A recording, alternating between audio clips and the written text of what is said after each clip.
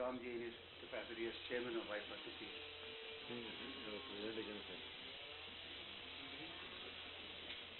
ये दिखेगा ना आपको इधर से? गाड़ियाँ लेता हूँ।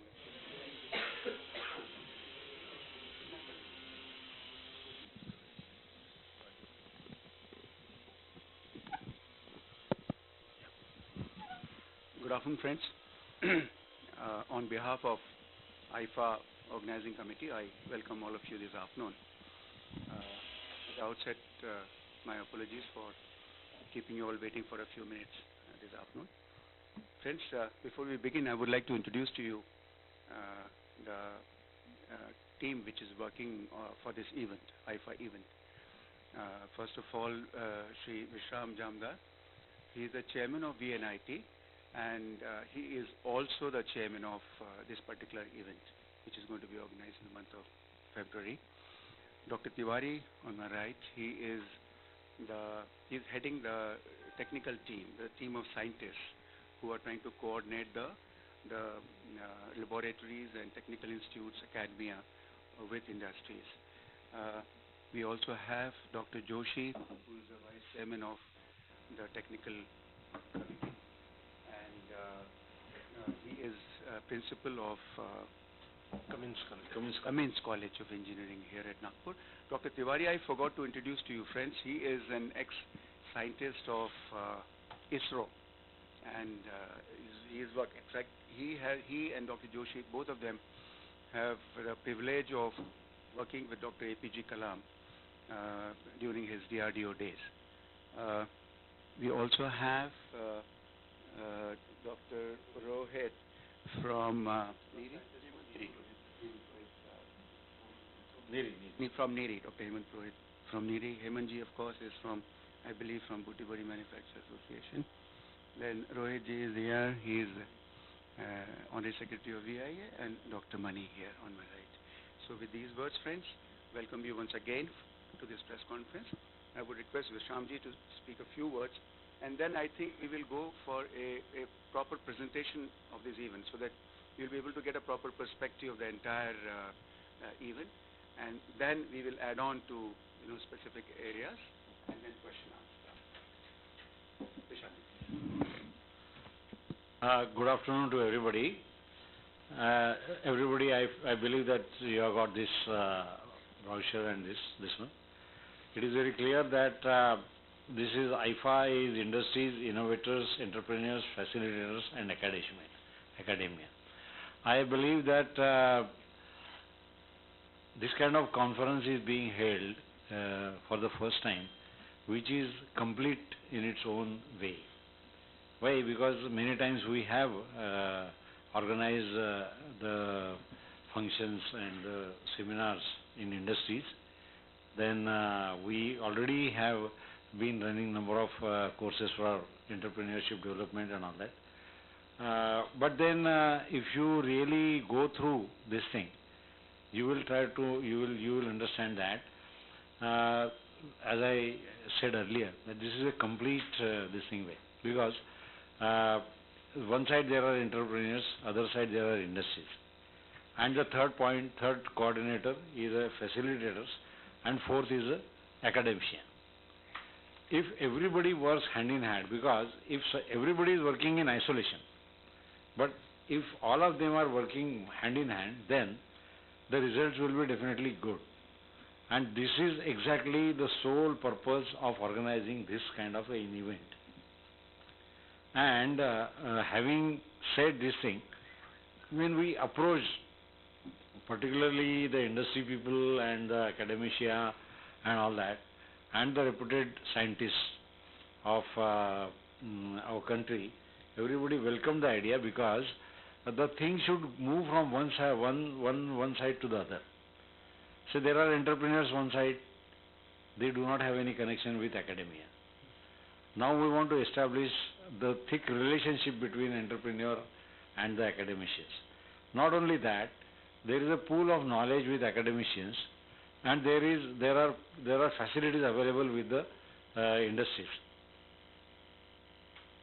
The industry people want that, yes, whatever researches have been made by academicians and all that, they should coordinate with that, So to have such arrangement which will bring all of them on one single platform, this kind of conference is being arranged. And let me tell you that all our people have been working so hard for about almost for about last 4 months and all that. The response is extremely encouraging. Right from a person like Anil Kakodkar, Vijay Bhatkar and all that, they have been impressed by this kind of arrangement, and they will be participating in these conferences. You will be able to hear much more from Mr. Tiwari and Dr. Joshi here and all of us.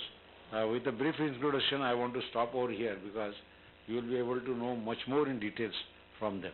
Thank you very much.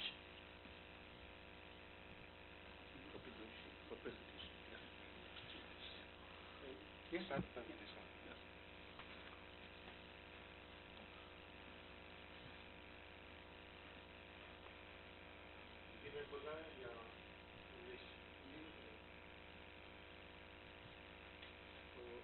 मैं आप सभी का यहाँ पर VIA के तरफ से और विज्ञान भारती की तरफ से पहले स्वागत करता हूँ, और आप लोग इस कॉन्फ्रेंस में आए आपका समय निकाल करके, इसलिए आपका धन्यवाद भी करता हूँ। ये कॉन्फ्रेंस जैसे अभी विश्राम जी ने बताया कि ये कुछ अलग टाइप की है। ये इस तरह की कॉन्फ्रेंस अभी तक के पहले कभी हुई नहीं है। तो मैं एक छोटा सा प्रेजेंटेशन कर रहा हूँ जिसके थ्रू आपको पता चलेगा कि ये एग्जैक्टली क्या कॉन्फ्रेंस है। इसका हमने एक जो शॉर्ट फॉर्म बनाया है आईफा, तो आईफा जैसे यहाँ पर लिखा हुआ है, इसमें इंडस्ट्रीज, एकेडमिया, फैसिलिटेटर्स, इनोवेटर्स, ये सारे लोग, रिसर्चर्स, ये सारे लोग इसमें एक ही प्लेटफॉर्म पर आने वाले हैं। हमारे साथ इस कॉन्फ्रेंस में VNIT भी है, जहाँ पर ये कॉन्फ्रेंस होने जा रहा है अगले महीने के 5, 6 और 7 तारीख को। हमारे साथ इसमें URDIP, ये एक जो पैटेंट इंफॉर्मेटिक्स की एक संस्था है, वो भी हमारे साथ है, जिसका उपयोग हर एक एंटरप्रेन्योर को हो सकता है। The other supporting people are like VIA itself, who are giving their good support, जिनके कारण ये सारी इंडस्ट्रीज हमारे साथ जुड़ रही है। और बाकी जो टेक्निकल सपोर्ट है वो कमिंस कॉलेज ऑफ इंजीनियरिंग की तरफ से आ रहा है। तो ये जो कॉन्फ्रेंस है, इसका मेन मोटिव जो है, जैसा अभी आपको बताया गया, यहाँ पर जो लिखा हुआ है कि inducting indigenous technologies in the country's growth. इसका मतलब जो स्वदेशी विज्ञान है उसका उपयोग अपने ही ग्रोथ के लिए करना है, और वो कैसे करना है इसका अभी हम आपको बताएंगे। इस कॉन्फ्रेंस में हमारे साथ एक्चुअली चीफ पैट्रन जो है वो चीफ मिनिस्टर जी हैं, चीफ मेंटर हमारे गडकरी जी हैं, और कलराज मिश्रा जो कि MSME के यूनियन मिनिस्टर हैं। बाकी के जो कॉन्फ्रेंस सपोर्टर्स हमारे साथ है वो मोहन कुली जी जो कि पालक मंत्री हैं इस नागपुर के, और सुभाष देसाई जो मिनिस्ट्री के स्टेट मिनिस्टर हैं। तो अभी ये कॉन्फ्रेंस का एक्चुअल मोटिव क्या है वो मैं आपको इसमें समझाता हूँ। तो अगली कुछ स्लाइड्स जो है वो आपको ये समझाएगी कि एग्जैक्टली ये कॉन्फ्रेंस किस तरह से और किसके लिए हो रही है। इस कॉन्फ्रेंस का पूरा फोकस जो है वो MSME के ऊपर है, क्योंकि इस देश में MSME सबसे ज़्यादा GDP के तरफ कंट्रीब्यूट करती है। अगर देखा जाए तो there are more than I think 5.5 lakh units in India which are falling in this sector, और उसमें से महाराष्ट्र में कितने होंगे? महाराष्ट्र में I think actually there are more than 1 crore in MSME sector, in which about 5 lakhs are there in this. There are 1.1, to be very precise, in recent census it is 1.1 crore small scale industries. MSME, micro included in that. Yeah, micro is included in that. Yeah. ये जो micro, small और medium industry जो है, इनकी problem actually ये होती है कि उनके पास ना तो R&D करने के लिए समय होता है, ना फंड्स होते हैं, ना टाइम होता है। तो इनको हेल्प करने के लिए हम एक हेल्पिंग हैंड इस कॉन्फ्रेंस के द्वारा दे रहे हैं। तो वो कैसे कि जैसे अभी MSME जो होती है, उनकी अगर आप उनके मन दिमाग में जो क्वेश्चन चलते रहते हैं वो ये रहते हैं कि मैं अपना प्रोडक्शन कैसे बढ़ाऊं, या मेरे प्रोडक्ट को मैं और अच्छा कैसे बनाऊं, या मेरी जो प्रोडक्शन की जो कॉस्ट है वो मैं कैसे कम करूं, या मेरे प्रोडक्ट में कोई इम्पोर्टेड कंटेंट होगा तो उसको कैसे कम करूं। ये नेचुरली किसी भी एंटरप्राइज के मन में, दिमाग में ये क्वेश्चंस चलते रहते हैं, और ये उनकी ग्रोथ के लिए हेल्प करेंगे अगर इसका सॉल्यूशन मिल जाए। तो हमारा फोकस ये पूरी स्लाइड जो मैं दिखा रहा हूँ इसी के ऊपर है, और इसमें हो सकता है ऐसे कि कुछ MSME ऐसे हो कि जिनके पास कुछ स्पेयर कैपेसिटी हो, तो वो डाइवर्सिफाई करना चाहते हो, या अभी जो नया दौर जो चल रहा है make in India, make in Maharashtra, तो उसमें अगर पार्टिसिपेट करना चाहते तो हम कैसा करें, ये उनके जो क्वेश्चंस रहेंगे, तो उसका जवाब हम इस कॉन्फ्रेंस के जरिए देना चाहेंगे। इसके अलावा जैसे स्मार्ट सिटी प्रोजेक्ट है, फॉर एग्जांपल अभी जैसे मेट्रो, नागपुर मेट्रो का काम शुरू हो गया है, तो नागपुर मेट्रो के लिए भी अगर कुछ कंपोनेंट्स लगते हैं तो VNIT में ऑलरेडी उस तरह का जो एकेडमिक्स का जो काम है वो शुरू हो गया है, एंड वो लोग नागपुर मेट्रो के लिए बहुत सारे इंजीनियरिंग के क्षेत्र में सलाह उनको दे रहे हैं। तो नेचुरली अब उसका जो भी हार्डवेयर लगेगा वो इस MSME सेक्टर से भी आ सकता है। तो इन सभी सवालों के जो जवाब रहेंगे वो इंडस्ट्रीज को इस कॉन्फ्रेंस के दौरान मिल सकते हैं। तो इसमें अगर मुझे ये प्रोडक्ट, मेरा प्रोडक्शन बढ़ाना है, या मेरा प्रोडक्ट की इंडिजिनस टेक्नोलॉजी चाहिए है, या मुझे मेरा प्रोसेस थोड़ा बहुत मॉडिफाई करना है, या उसको डाइवर्सिफिकेशन देखना है, तो मैं किसके पास जाऊं, ये भी एक क्वेश्चन सभी लोगों के दिमाग में रहता है। तो इसका सॉल्यूशन हम देने की कोशिश करेंगे। तो इसमें अभी हमने क्या किया है, एक्चुअली हमें VIA ने काफ़ी इसमें मदद की है, और VIA ने हमें बहुत सारे इंडस्ट्रीज के जो क्लस्टर्स है, अलग अलग क्लस्टर्स है, उनके साथ मिलवाया है, और ये सारा प्रेजेंटेशन हमने उनको दिया हुआ है, और उनके तरफ से अब हमें इसके ऊपर से उनके प्रॉब्लम स्टेटमेंट्स या उनके क्वेश्चंस काफ़ी इस सेक्टर्स में, काफ़ी क्लस्टर्स में मिल चुके हैं, काफ़ी अभी मिल रहे हैं। ये सारे जो प्रॉब्लम स्टेटमेंट्स रहेंगे ये हम कलेक्ट करके हम जो रिसर्चर्स हैं, अब आप देख रहे हो हमारे साथ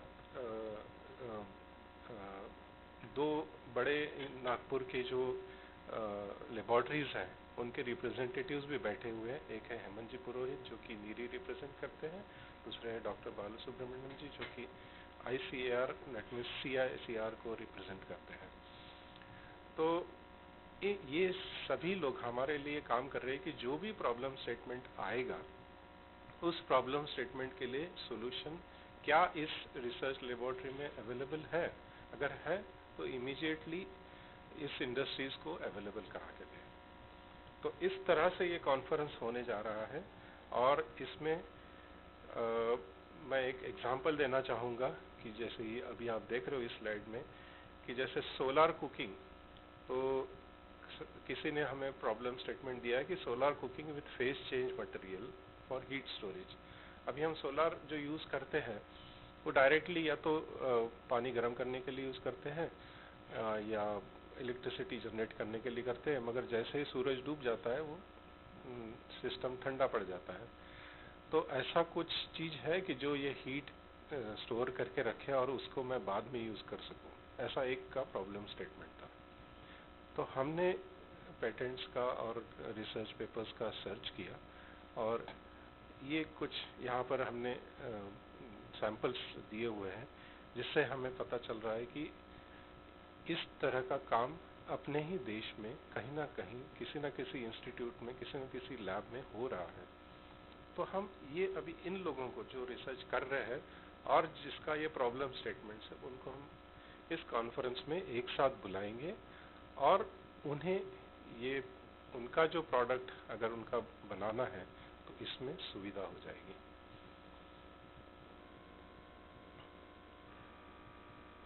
अब ये जो कॉन्फ्रेंस है इसका अब मैं आपको थोड़ा सा ये दे दूं कि काफ़ी बड़े पैमाने पे हो रही है, क्योंकि इसमें हम काफ़ी सारे थीम्स के ऊपर काम कर रहे हैं, जैसे एनर्जी सेक्टर है, एग्रीकल्चर है, एनवायरनमेंट है, हेल्थ, मेडिसिन, बायोटेक्नोलॉजी है, मॉडर्न साइंस एंड टेक्नोलॉजी है, सस्टेनेबल डेवलपमेंट है। ये सारी चीज़ें आपके प्रेस नोट में वैसे लिखी हुई है, और ये सारी ही चीज़ें जो है जो अपने कंट्री के ग्रोथ के लिए ज़रूरी है, इसलिए ये सारे थ्रस्ट एरियाज हमने एक साथ लिए हुए हैं, ताकि जितनी भी इंडस्ट्री हो, और ये सब जो काम हो रहा है ये नेशनल लेवल पे हो रहा है। We are not concentrating only on Nagpur और विदर्भा, इसमें बाहर के भी काफ़ी लोग आकर के पार्टिसिपेट करने वाले हैं।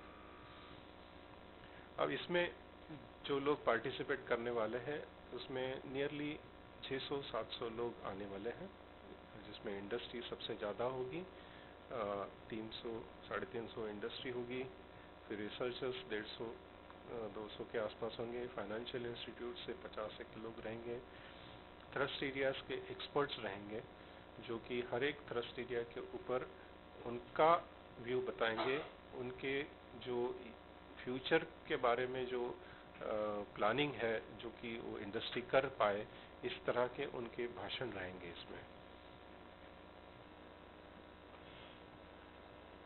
जैसा मैंने पहले ही बताया, इसके ऑर्गेनाइजर्स विज्ञान भारती, VNIT, CSIR, UDIP और Commons college of engineering, and technical support के लिए government of Maharashtra, AICT, MSME, VIA, MIA, BMA, CII, MCCIA, DST, CSIR, DRDO, ICR, ISRO, DAE, DBT, सारे IISc, IIT, NIT, उनके इंक्यूबेशन सेंटर्स, फैसिलिटेटर्स, ये सारे इसमें भाग लेने वाले हैं।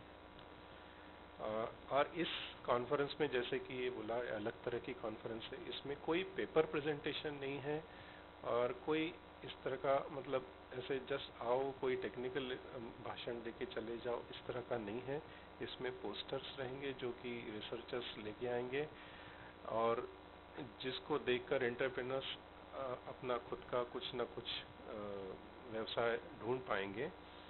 और इसमें एक एक्सपो होने वाला है जिसमें कि सारी टेक्नोलॉजी, जो नई टेक्नोलॉजी है DRDO की, ISRO की, ICAR की वो डिस्प्ले की जाने वाली है, जो कि कॉमन लोग देख पाएंगे।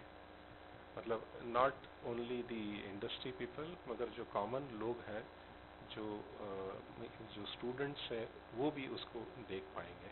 तो ये एक बड़ा सा एक्सपो भी VNIT के अंदर उन 3 दिनों में भी लगने वाला है। और इसमें जैसा मैंने बोला कि कोई पेपर प्रेजेंटेशन नहीं है, मगर इसमें कुछ प्लेनरी टॉक्स रहेंगे जिससे कि इंडस्ट्री को पता चले कि मुझे अगर इस डायरेक्शन में जाना है तो मुझे क्या करना है। उसका जो बड़े बड़े साइंटिस्ट लोग हैं, बड़े बड़े जो नेशनल लेवल पे काम करने वाले जो लोग हैं, वो आकर के इसमें बात करने वाले हैं।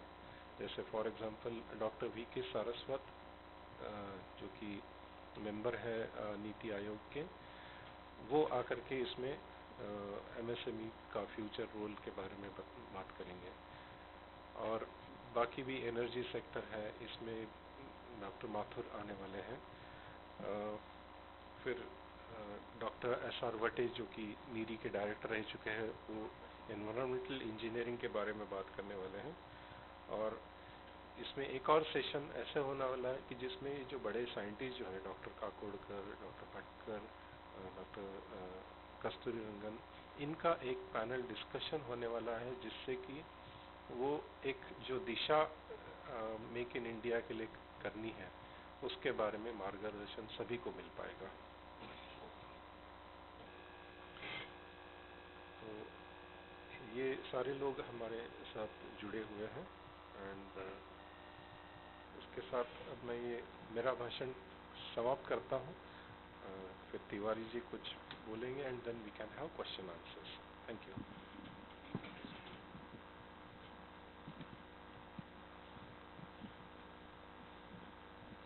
जोशी जी ने भी आपको कुछ विस्तार में बताया कि कॉन्फ्रेंस का उद्देश्य क्या है।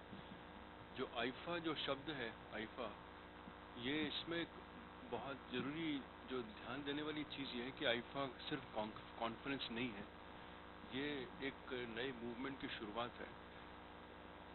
हमने देखा अभी तक का जो एक्सपीरियंस है इंडिपेंडेंस के बाद से इतनी सारी रिसर्चेस हो रही हैं।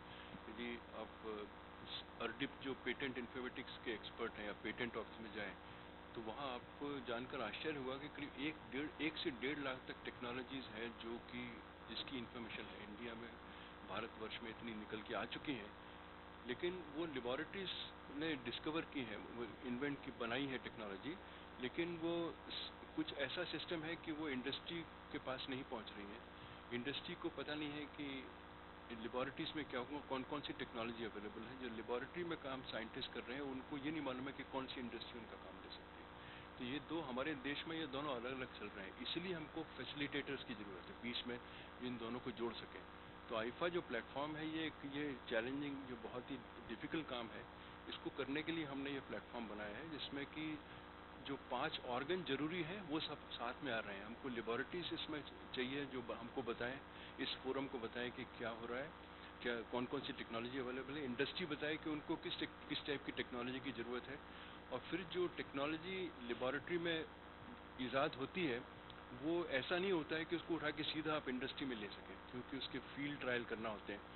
वो सक्सेसफुल होती है कि उसका स्केल अप बना सकते हैं कि लेबॉरेटरी में तो छोटे स्केल पर काम होता है, अब उसको मैग्नीफाई करना है 1000 गुना बड़ा करके, उसके यंत्र में 1000 गुना बड़ा काम करने के बनेंगे, तो वो स्केलिंग करना पड़ता है। उसका देखना पड़ता है कि उसमें does it make a good commerce sense, कि यदि कोई इंडस्ट्री उसको ले तो उसको फ़ायदा होगा कि सब घाटा ही घाटा होने वाला है। तो ये करने के लिए बीच में किसी को पैसा लगाना होता है, किसी को एंटरप्रेन्योर्स भी होना चाहिए जो इस काम को कर सके। तो ये इसके लिए एंटरप्रेन्योर चाहिए। तो ये फैसिलिटेशन का काम जो भारत के देश में बहुत डिफिकल्ट रहा है, इसलिए हमारे टेक्नोलॉजी का conversion rate, application of Indian technology बहुत लो है। ग्लोबल एवरेज जैसे 3 से 5% बोला जाता है, भारत का एवरेज 0.5% से कम है। तो ये और इसको सुधारना बहुत जरूरी है। जब हम मेक इन इंडिया बोल रहे हैं तो एक अच्छा प्लेटफॉर्म सरकार दे रही है मेक इन इंडिया। तो मेक इन इंडिया में एक तो है कि बाहर से इंडस्ट्री आकर अपना यहाँ पर फैक्ट्रीज क्रिएट करें, हमारे लोगों को एम्प्लॉयमेंट प्रोडक्शन करें, कुछ पैसा ले भी जाएं, लेकिन कंट्री का उसमें भला होगा। लेकिन दूसरा बहुत इंपॉर्टेंट है सेल्फ रिलायंस।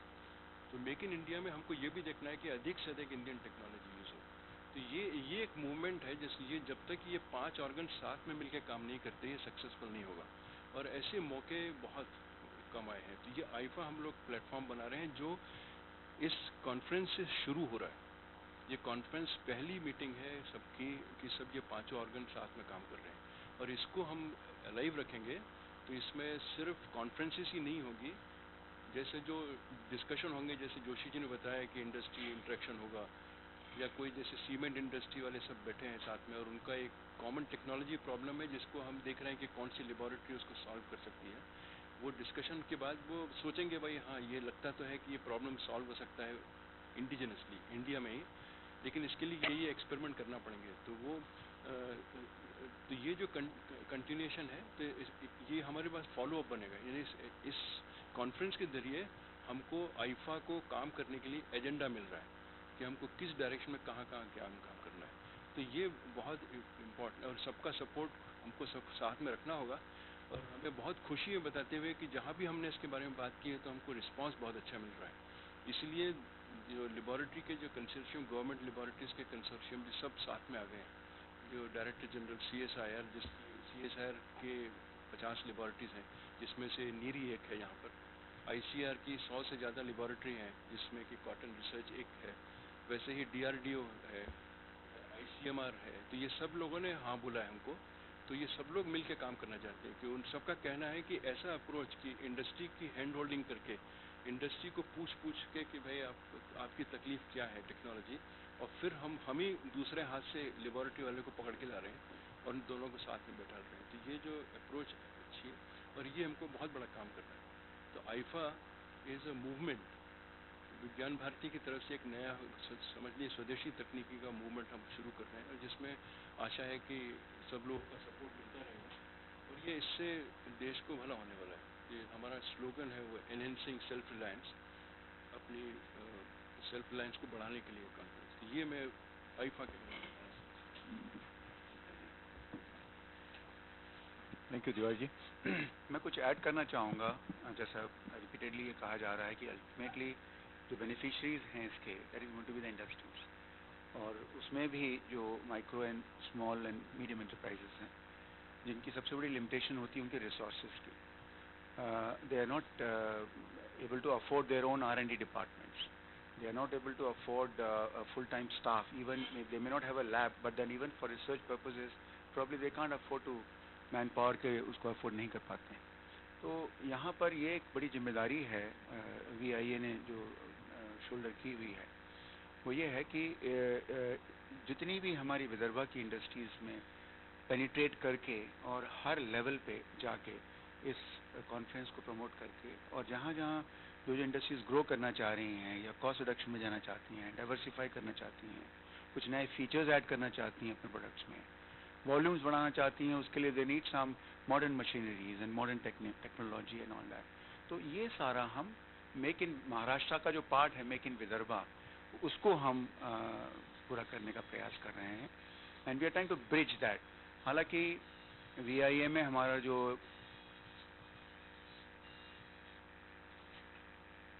जो एक इंडस्ट्री इंस्टीट्यूट इंटरेक्शन फोरम जो है IIIF, which has been active for more than a decade and a half now, करीब 15 साल से हम लोग इस पे काम कर रहे हैं। There is hardly any institute जहाँ पे हम VIA ने इंडस्ट्री और इस रीजन की इंस्टीट्यूट के बीच में एक ब्रिज क्रिएट करने की कोशिश ना की हो। ऐसा शायद ही कोई ऐसा इंस्टीट्यूट होगा, चाहे वो इंजीनियरिंग कॉलेज हो या डिप्लोमा हो या इवन वोकेशनल ट्रेनिंग इंस्टीट्यूट्स हों, इवन स्किल डेवलपमेंट का जो हमारा एक मूवमेंट है वहाँ तक भी हम पहुँचे हुए हैं। अब ये एक इतना सुंदर मौका और इतना अनूठा प्रयास किया जा रहा है जो कि अगर इंडस्ट्री उसका फ़ायदा ना लें तो I mean will not be able to get due manage, because ये इवेंट को ये रिपीट करने जा रहे हैं तो शायद डॉक्टर तिवारी और डॉक्टर जोशी बताना भूल गए, even in the other parts of the country also in due course of time, and this being the maiden attempt, ये पहला एक अभिनव प्रयोग होने जा रहा है। उसमें इंडस्ट्री का जो पार्ट है, इंडस्ट्री ने पूरे ओपन माइंड से और पूरे उत्साह के साथ में इसका फ़ायदा लेना चाहिए, वो प्रयास हम कर रहे हैं। सारी 10 डिस्ट्रिक्ट्स में हम पर्सनली VIA के representative, we have district coordinators, we have got industries associations in all those districts who are attached with us in our network, उनके मेंबरशिप हमारी मेलिंग लिस्ट में है। तो एक तो हम पूरे 10 डिस्ट्रिक्ट में फैल रहे हैं, दूसरा हमारी इंडस्ट्री इंस्टीट्यूट इंटरेक्शन फोरम के अलावा हमारी 4 और फोरम्स हैं जो इसमें एक्टिवली जहाँ की कोर टीम्स इन्वॉल्व होने जा रही हैं। एंटरप्रेन्योरशिप डेवलपमेंट फोरम, क्योंकि इसमें जो नई नई टेक्नोलॉजीज़ भी जो प्रोजेक्ट की जाने वाली हैं, वहाँ पर हम एक स्टार्टअप्स का भी एक बहुत सुंदर अपॉर्चुनिटी देखते हैं। जो नए एंटरप्रेन्योर्स हैं उनको 2 साल तक सिर्फ वो अपना भटकते रहें बेचारे, और एक प्रोडक्ट को आइडेंटिफाई करना है, किसी टेक्नोलॉजी को आइडेंटिफाई करना है, उसके बजाय वो 3 दिन के अंदर में they will be able to cover up good amount of inputs for their conceiving their project. तो एंटरप्रेन्योरशिप फोरम हमारी उसमें एक्टिव है। हमारी एक इंडिपेंडेंट लेडी एंटरप्रेन्योर विंग है जहां हमारे 200-250 मेंबर्स एक्टिव हैं। कुछ लेडी एंटरप्रेन्योर्स जो कि 5, 7, 10 साल में उन्होंने एक लेवल तक अचीव कर लिया है, now they want to expand और they want to go into new products and things like that. तो वो लेडी एंटरप्रेन्योरशिप विंग हमारी काम कर रही है। और हमारा एक नॉलेज, पहले हम साइंस एंड टेक्नोलॉजी फोरम बोलते थे, now it is knowledge forum, so even that is involved into this. We have agro cell which has been working for all these years. So ऐसे हमारी 5 forums जो हैं उनकी पूरी core team they are going to work for their respective objectives, जो उनके अपने अपने उद्देश्य हैं forums के, वो इस event के दौरान वो उसको ड्रॉ करने की कोशिश करेंगे। और पूरे डिस्ट्रिक्ट्स में जैसे बताया आपको मैंने, एक सबसे इम्पॉर्टेंट फीचर जो हमारी इनिशिएटिव का है इसके अंदर में, क्लस्टर्स तो बहुत हैं। अगर आप क्लासिफाई करें यहाँ की हमारे रीजन विदर्भा रीजन की इंडस्ट्री पे, फूड प्रोसेसिंग यूनिट्स हैं, मिनरल प्रोसेसिंग यूनिट्स हैं, इंजीनियरिंग इंडस्ट्रीज़ हैं, we have pharma है, chemicals है,